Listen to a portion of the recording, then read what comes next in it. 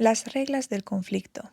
Lección número 10 del primer trimestre del 1 al 7 de marzo de 2025. Sábado por la tarde, día 1 de marzo. Texto de memoria. Primera de Juan, capítulo 3, versículo 8. El que practica el pecado es del diablo, porque el diablo peca desde el principio. Para esto apareció el Hijo de Dios, para deshacer las obras del diablo. Los espíritus adivinadores no eran los espíritus de los muertos, sino ángeles malos, mensajeros de Satanás. La idolatría antigua, que según hemos visto abarca tanto el culto de los muertos como la pretendida comunicación con ellos, era, declara la Biblia, una manifestación del culto de los demonios. El apóstol Pablo, al amonestar a sus hermanos contra cualquier participación en la idolatría de sus vecinos paganos, dice: lo que los gentiles sacrifican, a los demonios lo sacrifican, y no a Dios, y no querría que vosotros fueseis partícipes con los demonios. Primera de Corintios, capítulo 10, versículo 20. Hablando de Israel, el salmista dice: sacrificaron sus hijos y a sus hijas a los demonios, y en el próximo versículo explica que los sacrificaron a los ídolos de Canaán. Salmos capítulo 106, versículos 37 y 38. En su supuesta adoración de los muertos, adoraban en realidad a los demonios. Patriarcas y Profetas, página 741, párrafo 1.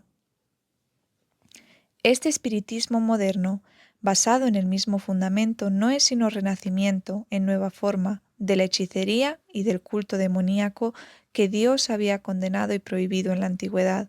Estaba predicho en las Escrituras, las cuales declaraban: en los venideros tiempos algunos apostarán de la fe, escuchando espíritus de error y a doctrinas de demonios. Primera de Timoteo, capítulo 4, versículo 1. El apóstol Pablo, en su segunda epístola a los tesalonicenses, señala la obra especial de Satanás en el espiritismo como cosa que había de suceder inmediatamente antes de la segunda venida de Cristo. Hablando del segundo advenimiento de Cristo, declara que habría antes operación de Satanás con grande potencia y señales y milagros mentirosos. Segunda de Tesalonicenses, capítulo 2, versículo 9. Patriarcas y Profetas, 1954, página 741, párrafo 2. Domingo, día 2 de marzo. Un ángel demorado. Lee Daniel capítulo 10, versículos del 1 al 14, prestando especial atención a los versículos 12 y 13. ¿Qué enseñanza relevante contienen estos versículos acerca del conflicto cósmico? ¿Qué opinas de la oposición enfrentada durante 21 días por el ángel enviado por Dios? Mientras Satanás estaba procurando influir en las más altas potestades del reino de Medo-Persia para que mirasen con desagrado al pueblo de Dios, había ángeles que obraban en favor de los desterrados. Todo el cielo estaba interesado en la controversia. Por intermedio del profeta Daniel se nos permite vislumbrar algo de esta lucha poderosa entre las fuerzas del bien y del mal. Durante 3 semanas Gabriel luchó con las potestades de las tinieblas, procurando contrarrestar las influencias que obraban sobre el ánimo de Ciro, y antes que terminara la contienda, Cristo mismo acudió en auxilio a Gabriel. Este declara: el príncipe del reino de Persia se puso contra mí 21 días, y he aquí Miguel, uno de los principales príncipes, vino para ayudarme, y yo quedé allí con los reyes de Persia. Daniel capítulo 10, versículo 13. Todo lo que podía hacer en el cielo en favor del pueblo de Dios fue hecho. Se obtuvo finalmente la victoria. Las fuerzas del enemigo fueron mantenidas en jaque mientras gobernaron Ciro y su hijo Cambises, quien reinó unos 7 años y medio. Profetas y Reyes, página 418, párrafo 3. En estas escrituras se nos presentan escenarios de los atrios celestiales. Se presenta a los ángeles del más alto rango en el reino de Dios interesándose en los asuntos de los hombres. Tanto los ángeles buenos como los malos toman parte activa en los asuntos relacionados con los reinos terrenales.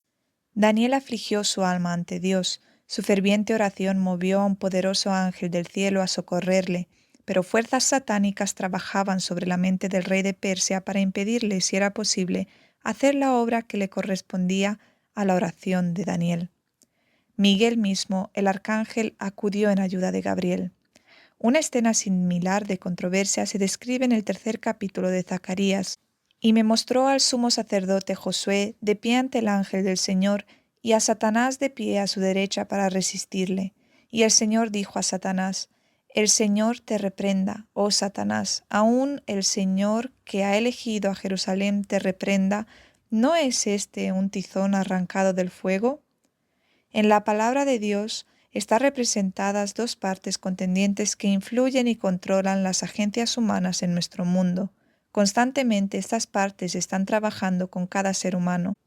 Aquellos que están bajo el control de Dios y que son influenciados por los ángeles celestiales serán capaces de discernir los astutos trabajos de los poderes invisibles de las tinieblas. Los que desean estar en armonía con las agencias celestiales deben estar intensamente empeñados en hacer la voluntad de Dios. No deben dar lugar alguno a Satanás y a sus ángeles. Cartas y manuscritos, volumen 18, carta 95 de 1903, párrafos 4, 5, 6 y 9. Lunes, día 3 de marzo. El dragón de Apocalipsis. Lea Apocalipsis capítulo 13, versículos 1 al 8. ¿Qué revela esto acerca de los alcances de la jurisdicción del dragón? La hilación profética en la que se encuentran estos símbolos empieza en el capítulo 12 de Apocalipsis, con el dragón que trató de destruir a Cristo cuando nació. En dicho capítulo vemos que el dragón es Satanás. Apocalipsis capítulo 12, 9. Fue él quien indujo a Herodes a procurar la muerte del Salvador, pero el agente principal de Satanás al guerrear contra Cristo y su pueblo durante los primeros siglos de la era cristiana fue el Imperio Romano, en el cual prevalecía la religión pagana. Así que si bien el dragón representa primero a Satanás, en sentido derivado es un símbolo de la Roma pagana.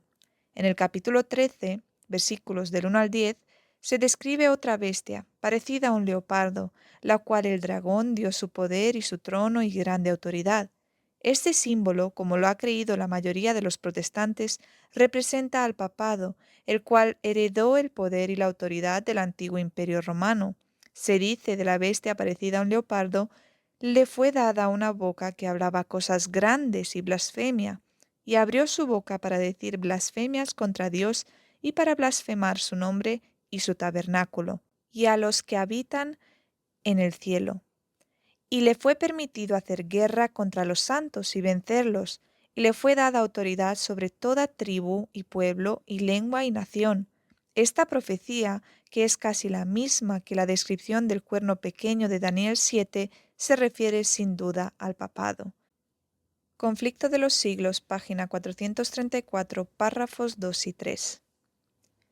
Y adoraron al dragón que había dado la potestad a la bestia, y adoraron a la bestia, diciendo: ¿Quién es semejante a la bestia, y quién podrá lidiar con ella? Apocalipsis capítulo 13, versículo 4.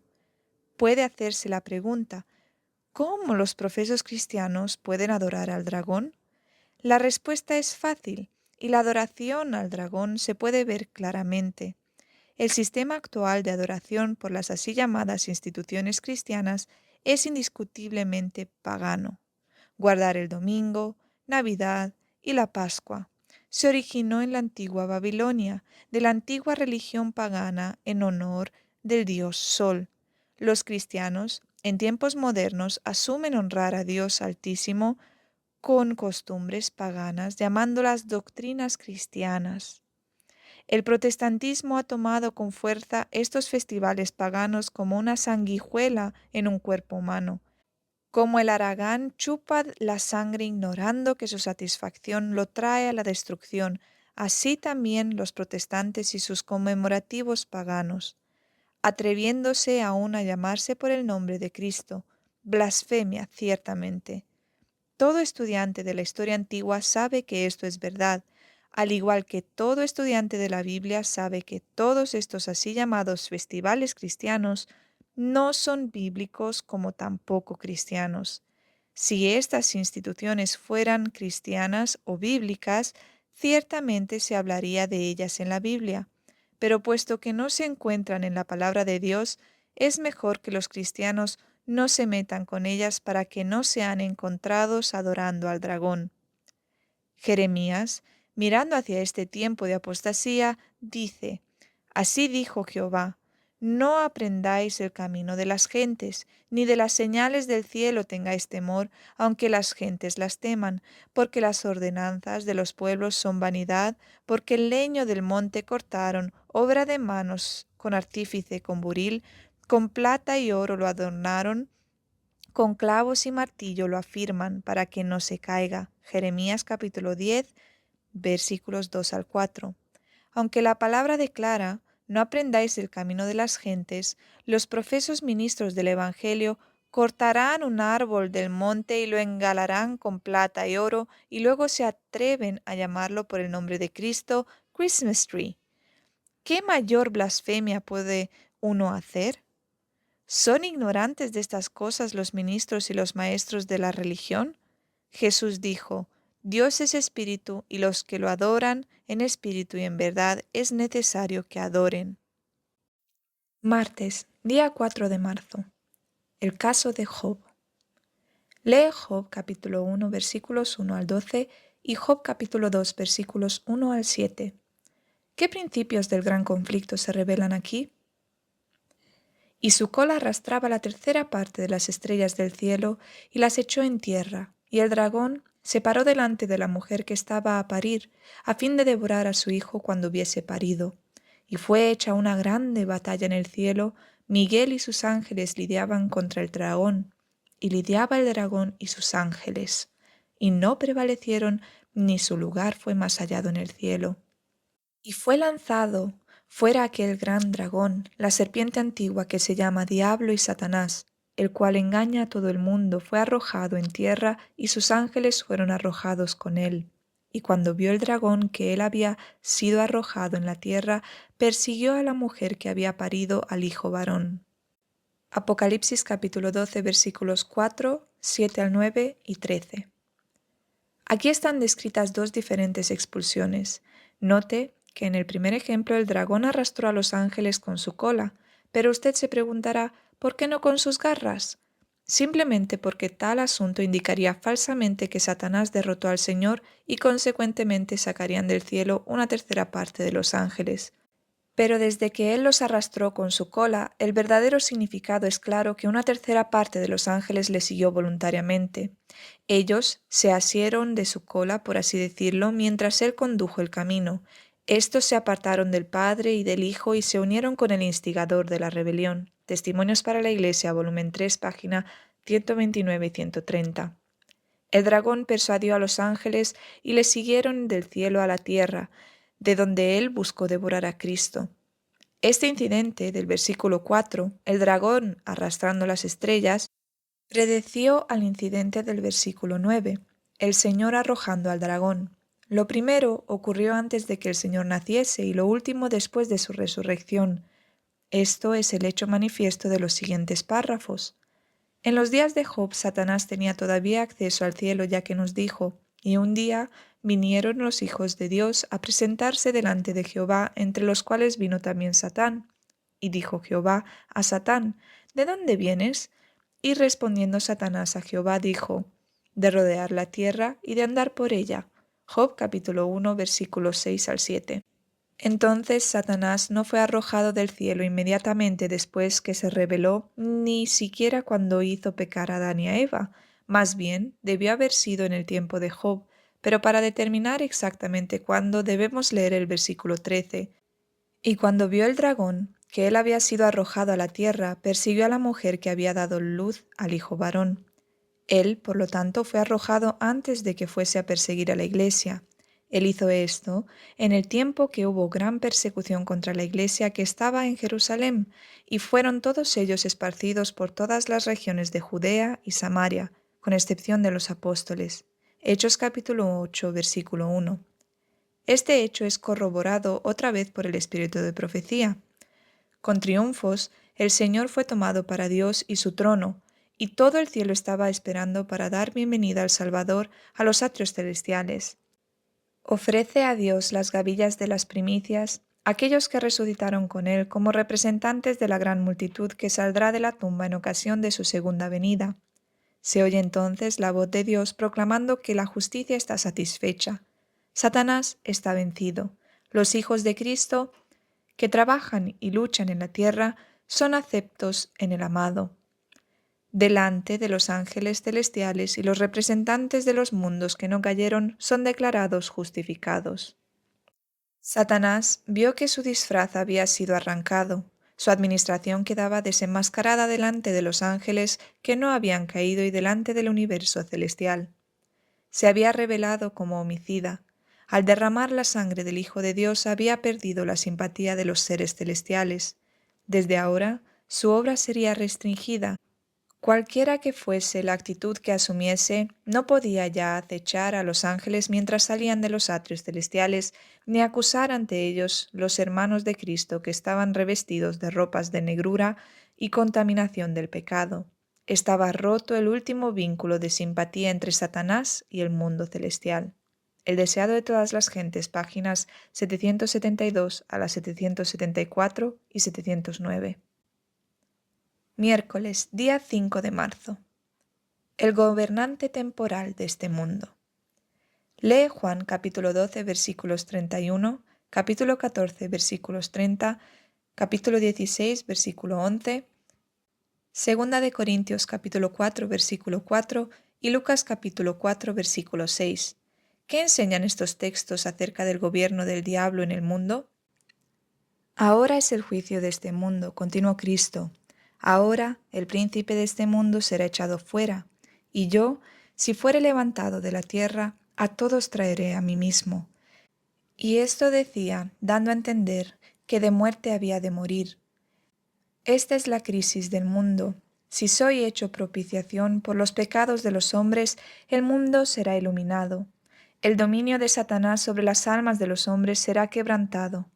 La imagen de Dios, que fue borrada, será restaurada en la humanidad y una familia de santos creyentes heredará finalmente la patria celestial. Tal es el resultado de la muerte de Cristo. El Salvador se pierde en la contemplación de la escena de triunfo evocada delante de él. Ve la cruz, la cruel e ignominiosa cruz, con todos sus horrores, esplendorosa de gloria. Deseado de todas las gentes, página 579, párrafo 1. Pero la obra de redención humana no es todo lo que ha de lograrse por la cruz. El amor de Dios se manifiesta al universo. El príncipe de este mundo es echado fuera. Las acusaciones que Satanás había presentado contra Dios son refutadas. El oprobio que habían arrojado contra el cielo queda para siempre eliminado. Los ángeles, tanto como los hombres, son atraídos al Redentor. Yo, si fuere levantado de la tierra, dijo él, a todos traeré a mí mismo. Deseado de todas las gentes, página 579, párrafo 2. Jesús confió en esta palabra y no dio a Satanás ventaja alguna cuando iba a dar los últimos pasos en su humillación, cuando estaba por rodear su alma la tristeza más profunda, dijo a sus discípulos: Viene el príncipe de este mundo, mas no tiene nada en mí. El príncipe de este mundo es juzgado. Ahora será echado. Juan capítulo 14, versículo 30, capítulo 16, versículo 11, capítulo 12, versículo 31. Con ojo profético, Cristo vio las escenas que iban a desarrollarse en su último gran conflicto. Sabía que cuando exclamase consumado es, todo el cielo triunfaría. Su oído percibió la lejana música y los gritos de la victoria en los atrios celestiales. Él sabía que el toque de muerte del imperio de Satanás resonaría entonces y que el nombre de Cristo sería pregonado de un mundo a otro por todo el universo. Deseado de todas las gentes, página 633, párrafo 2. Jueves, día 6 de marzo. Límites y reglas. Lee Marcos capítulo 6 versículos 5 y capítulo 9 versículos 29. ¿Cómo muestran estos textos que la acción divina puede estar íntegramente relacionada con los factores como la fe y la oración? Los 9 discípulos estaban todavía pensando en su amargo fracaso y cuando Jesús estuvo otra vez solo con ellos, le preguntaron: ¿Por qué nosotros no lo pudimos echar fuera? Jesús les contestó: Por vuestra incredulidad, porque de cierto os digo que si tuviereis fe como un grano de mostaza, diréis a este monte: Pásate de aquí allá, y se pasará, y nada os será imposible. Mas este linaje no sale sino con oración y ayuno.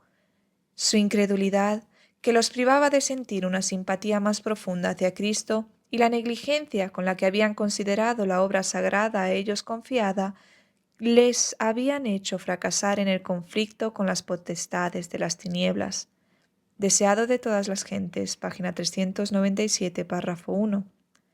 Las palabras con que Cristo señala su muerte les habían infundido tristeza y duda, y la elección de los 3 discípulos para que acompañasen a Jesús a la montaña habían excitado los celos de los otros 9. En vez de fortalecer su fe por la oración y la meditación en la palabra de Cristo, se habían estado espaciando en sus desalientos y agravios personales. En este estado de tinieblas habían emprendido el conflicto con Satanás. Deseado de todas las gentes, página 397, párrafo 2. A fin de tener éxito en un conflicto tal, debían encarar la obra con un espíritu diferente. Su fe debía ser fortalecida por la oración ferviente y el ayuno y la humillación del corazón. Debían despojarse del yo y ser henchidos del espíritu y del poder de Dios. La súplica ferviente y perseverante dirigida a Dios con la fe que induce a confiar completamente en Él, a consagrarse sin reservas a su obra, es la única que puede prevalecer para traer a los hombres la ayuda del Espíritu Santo en la batalla contra los principados y potestades, los gobernadores de las tinieblas de este mundo y las huestes espirituales de iniquidad en las regiones celestiales. Deseado de todas las gentes, página 397, párrafo 3. Viernes, día 7 de marzo. Estudio adicional. Satanás, el archiengañador, se transforma en un ángel de luz y se acerca a los jóvenes con sus tentaciones sofisticadas y consigue ganarlos, y paso a paso apartarlos de la senda del deber. Se lo describe como un acusador, un engañador, un mentiroso, un torturador y un asesino.